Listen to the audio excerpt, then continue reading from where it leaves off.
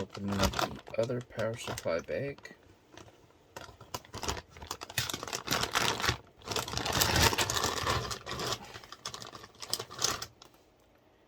One PCIe, another PCIe, PSU, PCIe,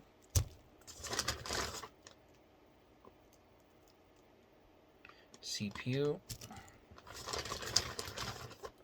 main motherboard cable, CPU,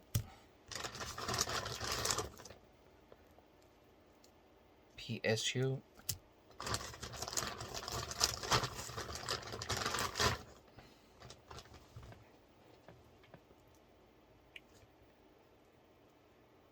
and another power supply cable.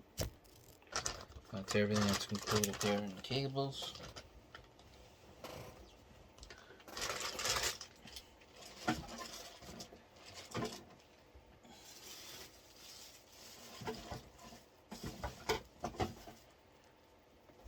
You can put everything back in the box. It just saves on space when you're trying to do something. Okay, so that's all the cables that are included. Now let's reveal the actual power supply itself.